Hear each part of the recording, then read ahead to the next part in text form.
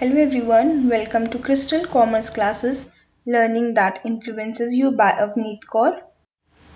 आज हम पढ़ेंगे इंडस्ट्रियल सेक्टर।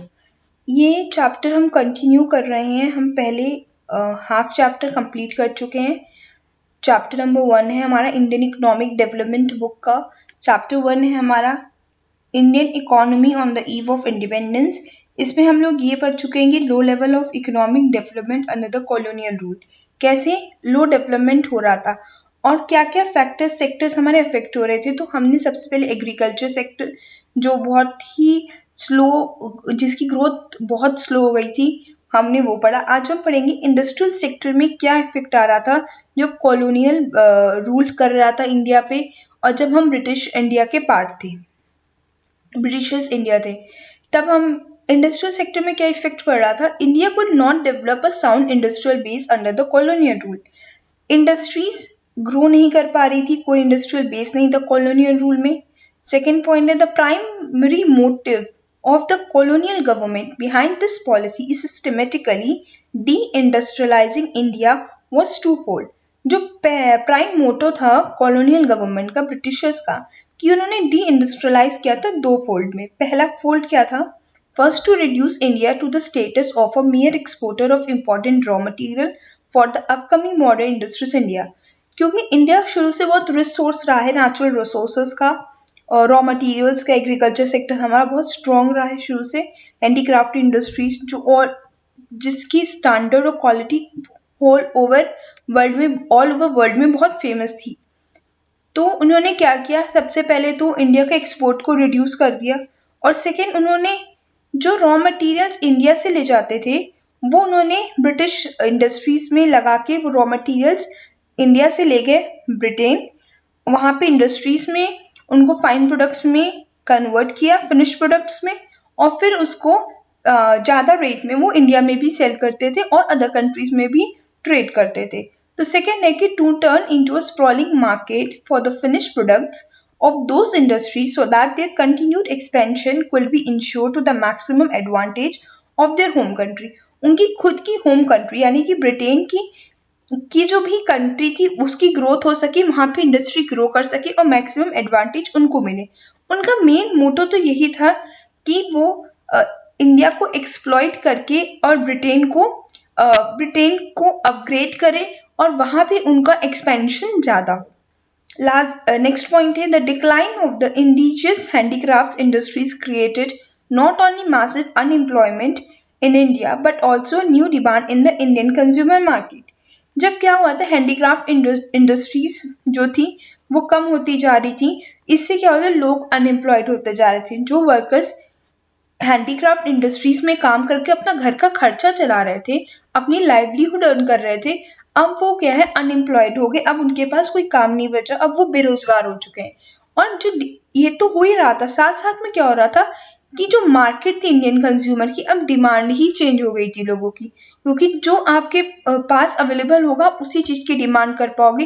क्योंकि जो ब्रिटिश गवर्नमेंट थी वो कॉमर्शलाइजेशन एग्रीकल्चर कर रहा था, कॉमर्शलाइजेशन ऑफ एग्रीकल्चर ही हम लास्ट क्लास में पढ़ चुके हैं। वो वैसे गुड्स प्रोड्यूस कर रहा था जिससे उनको प्रॉफिट हो, ना कि इंडियन सोसाइटी को। वो कंज्यूमर वो फूड आइटम्स कम प्रोड्यूस कर रहे थे। तो ये सब प्रॉब्लम्स इंडियन इंडस्ट्रियल सेक्टर्स में आ रही थी हमारी। नेक्स्ट पॉइंट है हमारा the second half of the 19th century modern industry began to take root in India but its progress remained very slow। Second half of 19th century में जब हम थे, हाफ ऑफ 19th century जब चल रही थी, तो मॉडर्न इंडस्ट्रीज प्रोग्रेस में आ रही थी हमारे इंडिया में, पर उनका जो ग्रोथ रेट था, प्रोग्रेस रेट था, वो बहुत ही स्लो था, वेरी स्लो था। The Tata iron and steel company TISCO was incorporated in 1907। A few other industries in fields of sugar, cement, paper, etc. came after the Second World War। जो टिस्को थी वो incorporated हुई थी 1907 में, 1907 में, और जो अदर इंडस्ट्रीज जो सेटअप हो रही थी आफ्टर सेकेंड वर्ल्ड वॉर के बाद, वो थी शुगर, सीमेंट, पेपर एक्सेट्रा, बहुत सारी थी। ड्रॉबैक क्या था? There was hardly any capital goods industry. Capital goods industries शायद ही कोई हमारे इंडिया में थी उस टाइम पे। Capital goods industries means industries which can produce machine tools which are in return used for producing articles for current consumption। ऐसी industries जो प्रोड्यूस कर सके मशीन टूल्स को, ताकि उसकी हेल्प से हम प्रोड्यूस कर सके आर्टिकल्स फॉर करंट कंजम्पशन, अपने कंजम्पशन के लिए। अगर मुझे बिस्किट की फैक्ट्री सेटअप करनी है तो मेरे पास वो मशीन टूल्स होने चाहिए जिसकी हेल्प से मैं अपने आर्टिकल्स को प्रोड्यूस करूंगी करंट कंजम्पशन के लिए। Next point है the growth rate of a new industrial sector and its contribution to the GDP gross domestic product remained very slow। जो ग्रोथ रेट हो रहा था हमारी नई इंडस्ट्रियल सेक्टर का, जो भी वो कंट्रीब्यूट कर रही थी हमारे जीडीपी में, वो बहुत ही स्लो रेट था। जीडीपी क्या होता है ये हम पढ़ेंगे आगे हमारे एग्जाम में। अभी ये समझ लीजिए कि जीडीपी वर्ल्ड आपको समझ आएगा, नेक्स्ट आगे हम जब ये टॉपिक आएगा तो हम इसको अच्छे से पढ़ेंगे। फिर नेक्स्ट है the very limited area of operation of the public sector. The sector remain confined only to the railways, power generation, communication, ports and some other departmental undertakings. आज का लास्ट टॉपिक है हमारा foreign trade. India has been an important trading nation since ancient times. India ancient time से ही बहुत important role play करता है foreign trade में। India became an exporter of primary products such as raw silk, cotton, wool, sugar, indigo, etc. India export क्या करता था? Products, primary products करता था। एक्सपोर्ट मतलब वो गुड्स एंड सर्विसेज जो हम सोल्ड करते हैं अदर कंट्रीज को, जो हम यहाँ से भेजते हैं और दूसरे कंट्रीज हमसे परचेज कर रहे हैं। क्या करते थे? Raw silk, cotton, wool, sugar, Indigo. India became an importer, हम लेते क्या थे बाहर की कंट्रियों से, फॉरेन कंट्री से, finished consumer product goods like cotton, silk, woollen clothes and capital goods produce in the factories of Britain. जो भी ब्रिटेन फैक्ट्रीज में कैपिटल गुड्स प्रोड्यूस होते थे हम वो लेते थे। जो भी फॉरेन कंट्रीज में फिनिश्ड प्रोडक्ट, हमारे रॉ मटेरियल जो हम बेचते थे उससे वो उनकी फिनिश्ड प्रोडक्ट बनाते थे और वही हमको बेचते थे, वो वही हमको सेल करते थे, उसी का वो ट्रेड करते थे, तो वही हम इम्पोर्ट करते थे। Britain maintain the monopoly control over India's export and imports. Britain ने मोनोपोली कंट्रोल रखा था इंडिया में, जो भी सामान हम सेल करते थे इम्पोर्ट या एक्सपोर्ट में वो करते थे। नेक्स्ट पॉइंट है the most important characteristic of India's foreign trade throughout the colonial period was the generation of a large export surplus. जो भी लार्ज एक्सपोर्ट सरप्लस मतलब ज्यादा से ज्यादा गुड्स वो भेजते थे, फॉरेन गुड्स में एक्सपोर्ट करते थे, हम फॉरेन गुड्स को बेचते थे। ये था Indian foreign trade colonial period के time. The export surplus did not result in any flow of goods और सिल्वर इनटू इंडिया। इसका मतलब ये है कि जब हम इतना ज्यादा सरप्लस में अगर गुड्स को बेच रहे हैं, सेल कर, एक तरीके एक्सपोर्ट मतलब कि हम फॉरेन कंट्रीज को वो गुड्स बेच रहे हैं, ठीक है, सेल कर रहे हैं, सिंपल लैंग्वेज में हम समझे। तो जब मैं जितना ज्यादा अगर सेल करूंगी तो उतना प्रॉफिट भी होना चाहिए, बट ऐसा नहीं हो रहा था, उसका हमको ज्यादा रिजल्ट मिल नहीं रहा था, क्योंकि उस टाइम पे तो गोल्ड सिल्वर में होते थे ट्रांजेक्शन्स।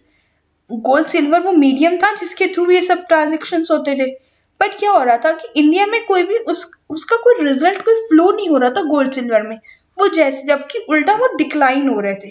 क्यों हो रहे थे? क्योंकि the gold and silver was used to make payment for the expenses on war against fought by the Britain and the imports of invisible items, all of which led to drain India's wealth।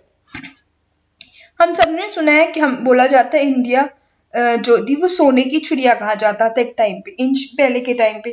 तो वो क्या था, हमारी country में gold और silver की कमी नहीं थी, पर जो ब्रिटेन ने सारा गोल्ड और सिल्वर मैक्सिमम वो सब पेमेंट कब किया, जो भी वॉर के टाइम पे एक्सपेंसेस हुए वहां पे खर्च उन्होंने अपनी जरूरतों पे खर्च किया।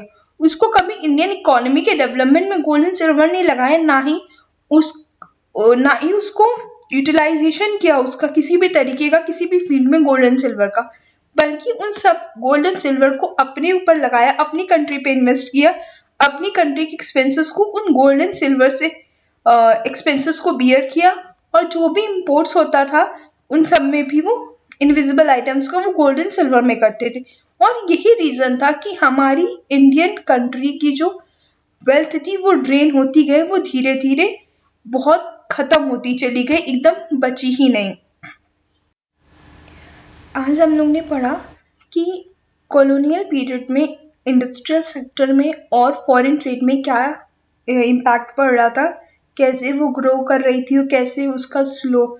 ड्रेन ऑफ वेल्थ सबसे इम्पोर्टेंट टॉपिक आज हमने पढ़ा, इस पे क्वेश्चंस भी आते हैं। ड्रेन ऑफ वेल्थ का क्या सिग्निफिकेंस है, क्या मीनिंग है ड्रेन ऑफ वेल्थ का, क्या इम्पैक्ट पड़ा, कैसे ड्रेन ऑफ वेल्थ, कैसे हमारी कंट्रीज की जो वेल्थ थी वो ड्रेन होती चली गई। तो ये बहुत इंपॉर्टेंट टॉपिक हमने आज पढ़ा और इस पे क्वेश्चंस भी बैक में दिए, आप उसको सॉल्व कीजिए। अगर आपको कोई भी इशू हो रहा है क्वेश्चंस के आंसर्स लिखने में तो आप प्लीज़ कमेंट बॉक्स में कमेंट कीजिए। आप यूट्यूब में मेरा चैनल सब्सक्राइब एंड शेयर कीजिए अपने फ्रेंड्स के साथ। और अब मैं इंस्टाग्राम पर भी अवेलेबल हूँ @avneet.crystal करके, आप मुझे वहाँ भी फॉलो कर सकते हैं। वहाँ पे आपको बहुत ईजिली स्टडी मटेरियल्स अवेलेबल होंगे।